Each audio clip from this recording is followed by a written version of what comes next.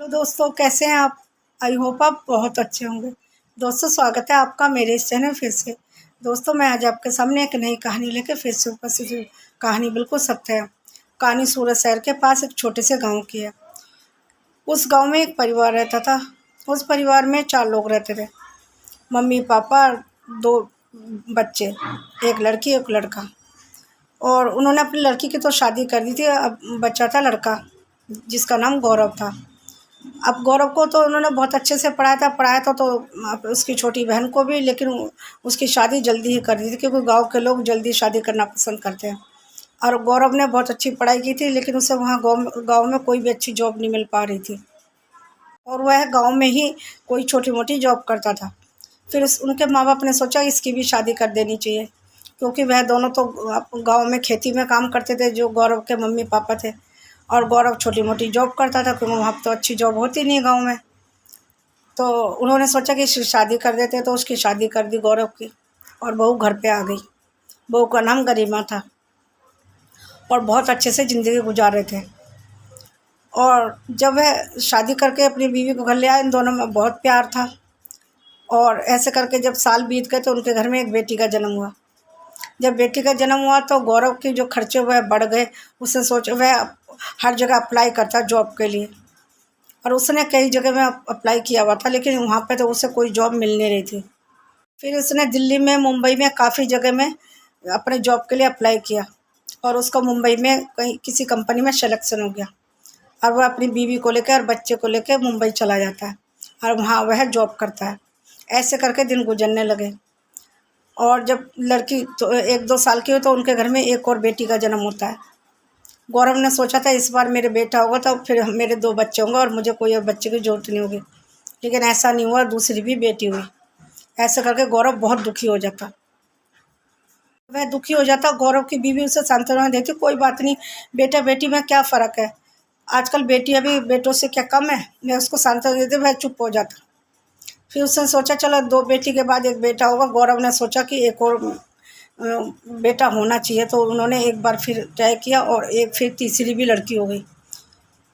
जब तीसरी लड़की हो, गौरव बहुत टूट जाता, बहुत दुखी हो जाता। वह सोचता है ये मेरे साथ क्या हो रहा है, मेरा एक बेटा भी तो होना चाहिए, मेरे घर में एक चिराग होना चाहिए जो मेरा घर वंश आगे बढ़ाएगा।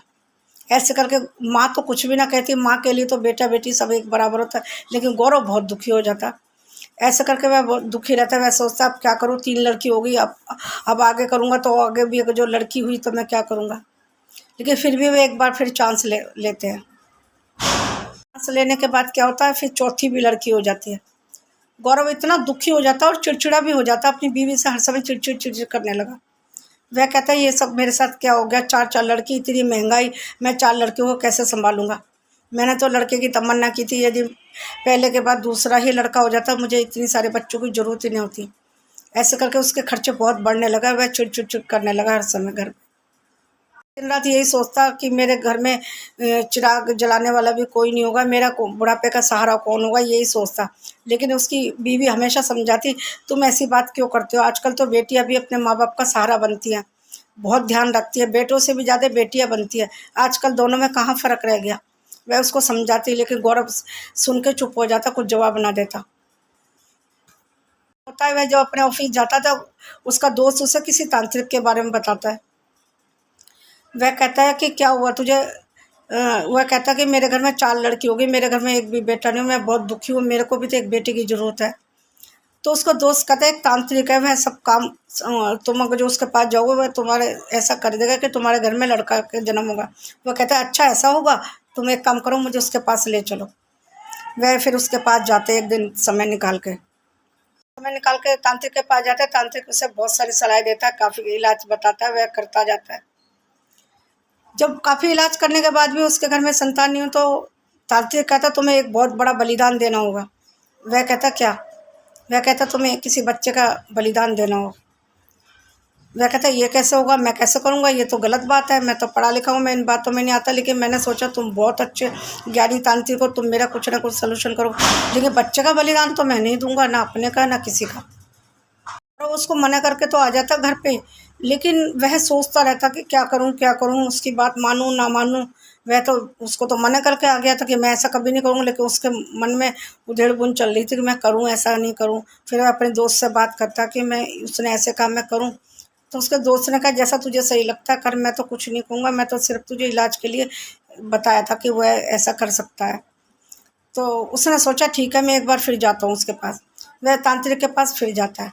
जाने के बाद कहता है कि बोलो बाबा मैं मुझे करना क्या है? करना क्या है? मैंने बोला ना तुम्हें सारे उपाय बता दिए, लेकिन तुम्हारे पास नहीं हुए, लेकिन तुम्हारे कोई भी काम नहीं आया, तुम्हें बलिदान देना ही पड़ेगा। तो वह कहता किसकी दूँ? कहता है कि तुम किसी भी छोटे बच्चे की दे सकते हो। वह क्या सोचता है मेरे घर में तो 4 लड़की है, मैं इसी में से एक लड़की को बलि दे दूँ, हो सकता है मेरे घर में लड़का पैदा हो जाए। वह तांत्रिक से वादा करता है ठीक है मैं बलिदान देने के लिए लड़की को ले आऊँगा। अपनी ही लड़की को ले आऊँगा, मेरे घर में 4 लड़के हैं, मैं एक उसमें से ले आऊँगा। तो तांत्रिक कहता है ठीक है देर मत करो, जल्दी से किसी न किसी लड़की को ले आओ। और वह अगले दिन क्या करता है अपनी बीवी से बहाने बना के एक लड़की को अपने साथ ले आता है, और लाने के बाद उसे तांत्रिक के पास लाने के बाद बलि देने के लिए बोलता है। तांत्रिक कहता है ये तुम्हारी ही बेटी है? वह कहता है हाँ ये मेरी ही बेटी है, 3 और है, एक को मैं ले आया हूँ, मुझे बेटी की बहुत ज़रूरत है। अगर इसकी बलि देने के बाद मेरे घर में बेटा हो जाएगा तो मेरे बच्चे फिर 4 हो जाएंगे। तांत्रिक क्या करता है उसकी बलि दे देता है, और वह इतना कठोर होता है, बलि देने के बाद नॉर्मल रहता है, अपने घर चला जाता है चुपचाप। उसकी माँ कहती है कहाँ है वो? वह कहता है मैं उसको दादी के पास छोड़ के आया हूँ।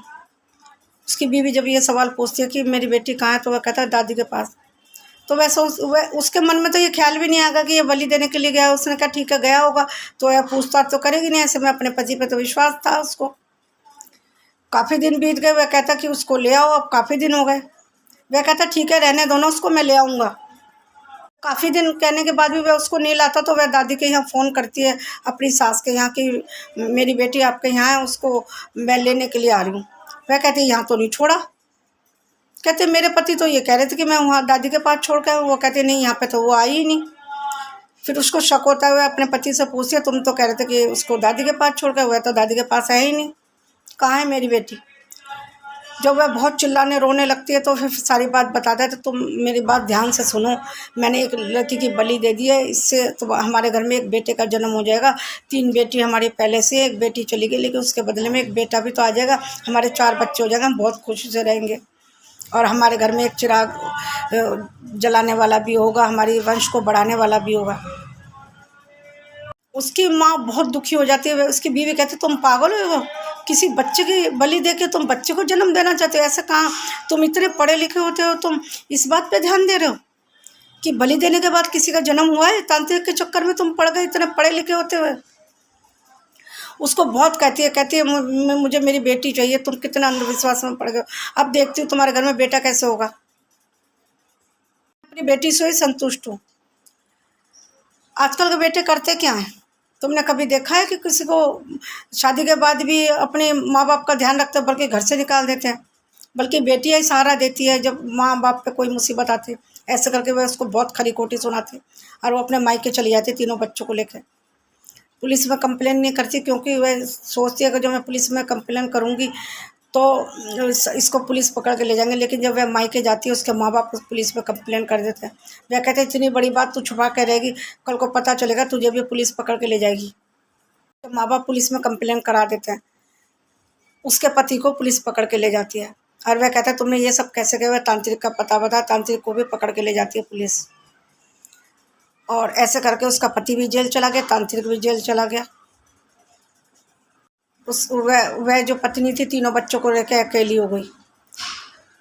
दोस्तों मेरा ये कहानी सुनाने का मकसद सिर्फ यह है कैसा अंधविश्वास है, कैसे लोग पढ़ाई करते हैं। इतना पढ़ा लिखा लड़का जो कि इतनी अच्छी एजुकेटेड था वह लड़का और अच्छी जॉब कर रहा था, कहाँ तांत्रिक के चक्कर में पड़ गया और ये बातें कहता है कि मुझे लड़का चाहिए।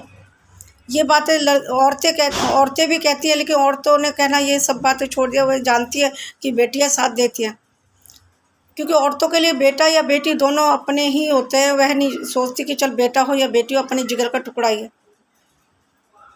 और गौरव भी कैसा था, अपने एक बेटे को जन्म देने के लिए एक बेटी की बलि दे दी। कैसा बाप था ये। और ऐसा कहीं होता है किसी को बलि देने के बाद भी आप किसी का जन्म होता है कि उसके बलि देने के बाद कोई लड़का पैदा होगा या लड़की, ये कोई हुआ है कभी आज तक? तांत्रिक ने कभी भी आज तक अच्छा काम किया है? वे हमेशा भ्रमित करते हैं, गलत राह देते हैं, कभी भी अच्छा नहीं करते, हमेशा गलत ही होता है। अच्छा कभी नहीं किया आज तक उन्होंने, बल्कि गलत ज़रूर हो जाता है, उनके करने पे ज़रूर गलत हो जाता है, क्योंकि ये सब पैसे के भूखे होते हैं। वह भी सोचते हैं कि जो मैं किसी की बलि दूंगा तो मैं और अधिक शक्तिशाली हो जाऊंगा, इसलिए ये सलाह ये अपने भक्तों को देते हैं, और भक्त क्या हुआ है तो उनको जाल में फंसाते हैं। दोस्तों, मेरा ये कहानी सुनाने का मकसद सिर्फ ये है, जो आजकल के लोग कहते हैं लड़का या लड़की, लड़का लड़की में क्या फ़र्क रह गया। लड़के जॉब करते हैं, शादी करके बहू को लाते हैं, लाने के बाद क्या करते हैं, अलग हो जाते हैं। लड़की क्या करती है, नौकरी करती है अपने घर में, जब तक कुंवारी रहती है, जब तक नौकरी करती है, पैसे जमा करती है। यहाँ तक कि आजकल की लड़कियाँ अपने पैसों से ही शादी कर रही हैं, और शादी करने के बाद अपने ससुराल जाने के बाद माँ बाप पे कोई परेशानी आती है तब भी मदद करती हैं। यदि उनके ऊपर कोई आँच आए या उनका बेटा घर से निकाल दे तो माँ बेटियाँ ही साथ देती हैं, बेटी ही रखती हैं। दोस्तों, कभी भी ऐसे अंधविश्वास में ना पड़े, बेटा या बेटी कोई भी फ़र्क नहीं है, ये सब गलत बात है। और तांत्रिक के चक्कर में तो बिल्कुल ना पड़े, ये हमेशा बर्बाद कर देते हैं सबको। पहले तो बहुत पैसा लूटते हैं, फिर इज्जत पे भी बनाती है, इज्जत भी नहीं छोड़ते हुए लोग। ये बहुत गलत लोग होते हैं, तांत्रिक के चक्कर में कभी ना पड़े। और गौरव कैसा इंसान था, पढ़ा लिखा होते हुए कितनी गलत शिक्षा में पड़ गया। गौरव जो कि इतना पढ़ा लिखा था, गलत संगत में पड़ गया और तांत्रिक के चक्कर में आकर उसने अपनी बेटी के बलि दे दी। अब ना बेटा होगा और ख़ुद भी जेल चला गया। दोस्तों, कभी ऐसा ना करें प्लीज़। मेरे आप सबसे हाथ जोड़ कर विनती है, कभी भी इन तांत्रिक के चक्कर में ना पड़े। बस मेरी ये कहानी यहीं समाप्त होती है। मिलती हूँ अगले वीडियो में एक नई कहानी लेके, लेकिन उससे पहले प्लीज़ मेरे इस चैनल को लाइक से सब्सक्राइब जरूर कर देना। मिलती हूँ अगले वीडियो में, तब तक के लिए नमस्कार, थैंक यू।